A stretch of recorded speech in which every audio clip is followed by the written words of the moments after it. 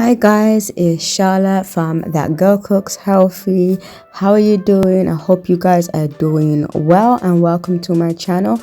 Today I want to show you guys how to make these delicious air fried goat bites. These goat bites are delicious. They're tender, well seasoned, juicy, tasty. The list goes on. I promise that you will love them, but you definitely need to check out this recipe and then try and make it for yourself.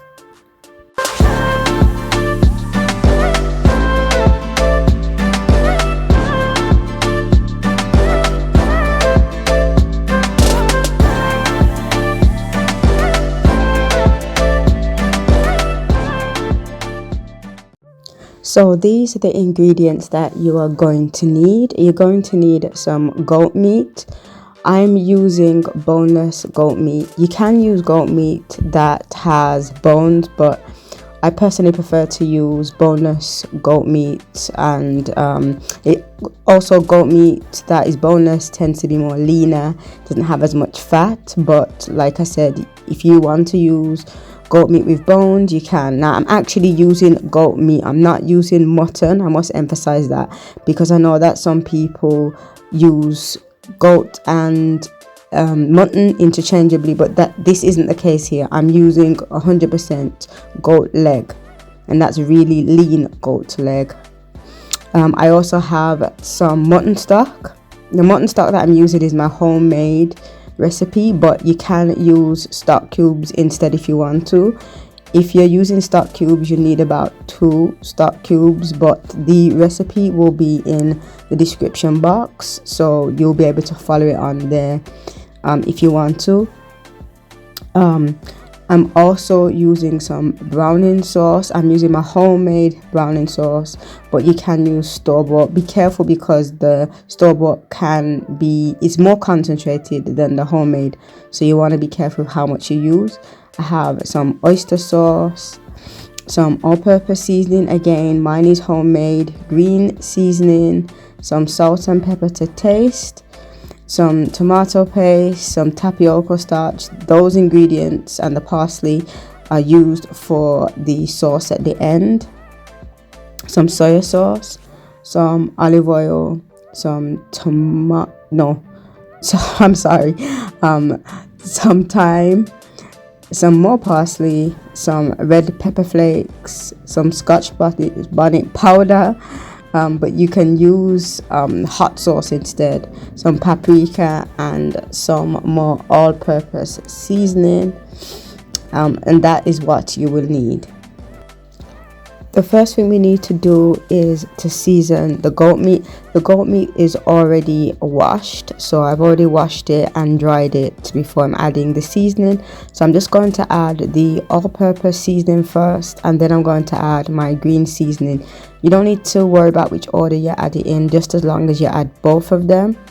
And once you've added both those ingredients, you're going to use your hands. I like to use my hands in my case, but you can use either your hands or use a spoon just to coat and marinate the meat.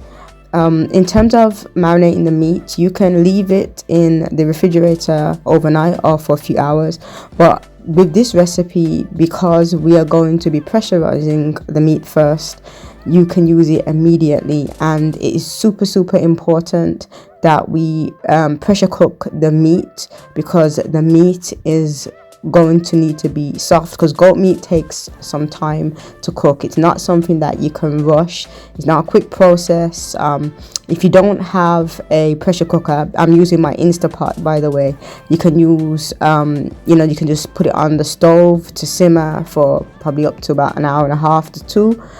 Or you can use the old-fashioned pressure cooker, which is what I grew up using, but I now use my electronic one because I like that more than the old school one. So any at all, but as long as you pressure cook it, that's the most important step.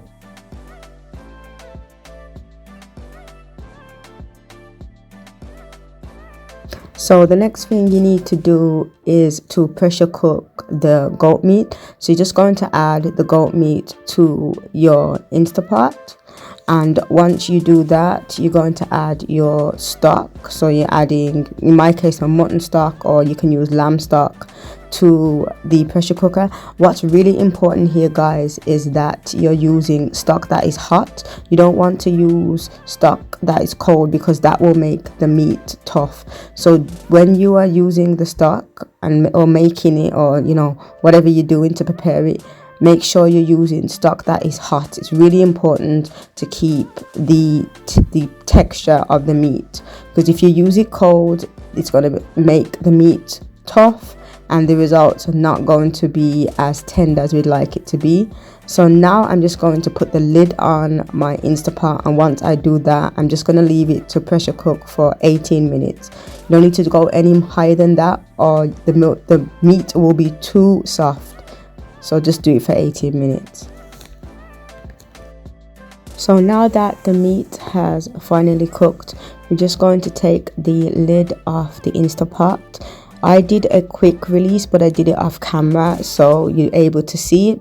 As you can see, there's still some of the steam coming from my Instapot, but it was worse than that, so I had to do it away from the camera and just turn it off, so most of the steam was not steaming up my camera lens. So what I'm doing now is just taking a slotted spoon, and I'm removing the pieces of goat. So the goat is nice and tender. As I said, I did it for under 20 minutes, so the meat still has some firmness to it. It's not falling apart. It is still holding its shape. And what we're doing when we're taking the meat from the stock, we don't want to have too much of the stock carrying over into the bowl. So this is the reason why I'm using a slotted spoon. Do not throw away the stock, because we need that to make the sauce, a dipping sauce at the end. So reserve that. So take the meat out, reserve the stock, and just put it to one side for a few minutes until we move on to the steps of making the sauce.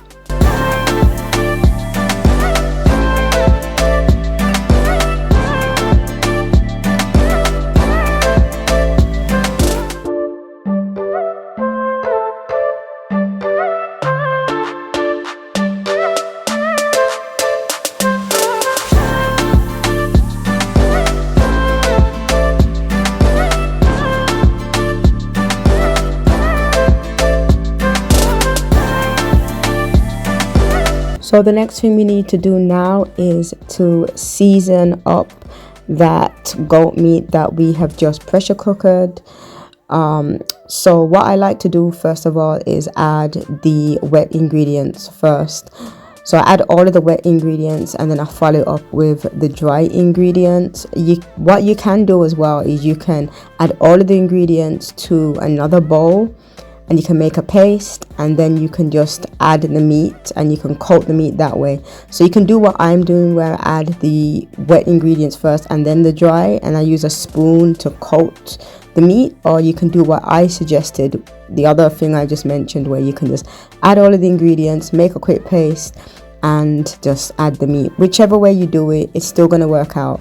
What you want to make sure you're doing here is that all of the meat is coated.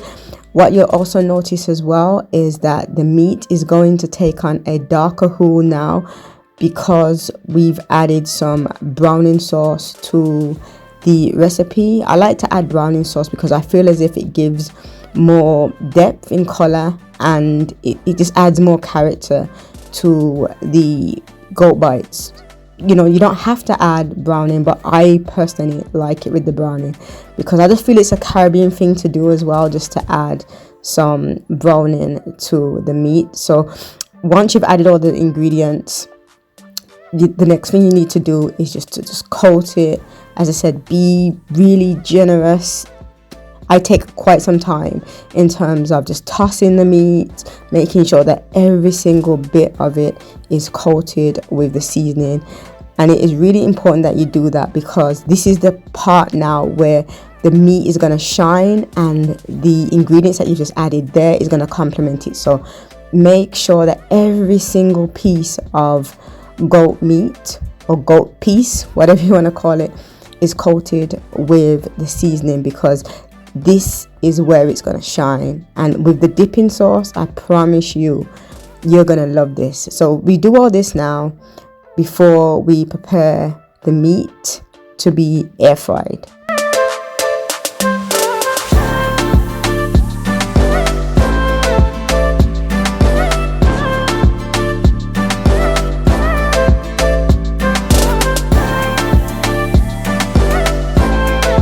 So now that the meat is generously seasoned, it's time to air fry the meat. So I'm just going to add all of the meat to my air fryer basket.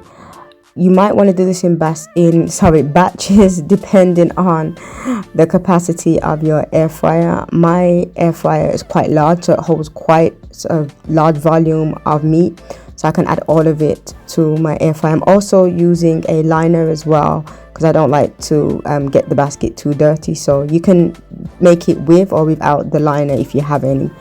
It makes it more tidier and clean. Another thing that I wanted to say as well is you need to air fry this for no more than 6 minutes.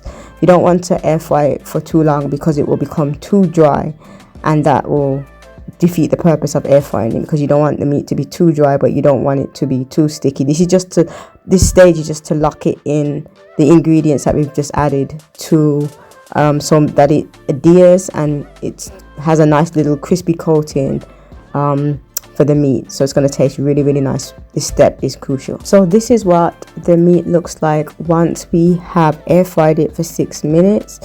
Trust me, the house smells so nice right now, and look how crispy it looks. I don't know if it was reflecting on camera, but it's really, really nice. So now it's time to make our dipping sauce for the goat bites.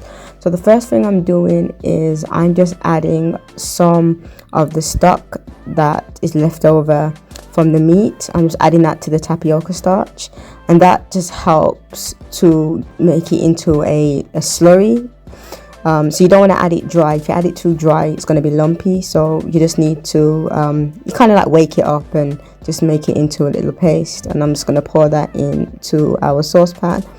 Once I pour that into the saucepan, I'm going to start stirring it. I already have it heated through, so I need to be quick about that. And then I add the rest of the ingredients. So I add the tomato paste, I add the parsley, and towards the end I add the salt and pepper to taste. And I did forget to mention when I was seasoning the meat that you add the salt and pepper to taste as well, so I apologize about that. So all I need to do now is just let this simmer, just have it on a gentle simmer while stirring until it thickens up. It will take about 5 to 10 minutes or so to thicken up, because it's on a gentle heat. You don't really want to put it on a high heat, because especially if you're not mixing it too much, because it's going to become lumpy. So it's just really a case of just mixing and more mixing until it thickens up, and our stock, or should I say dipping sauce, for the goat bites will be ready. As you can see here, this is what it looks like now. As I said before, I'm just going to add my salt and pepper to taste. I know how much I need to use already, so I just add the amount that I already know I need. Mix that in. You can see that it's thickened up and the color has changed. It's become darker, and that is what you're looking for in terms of when the dipping sauce is ready.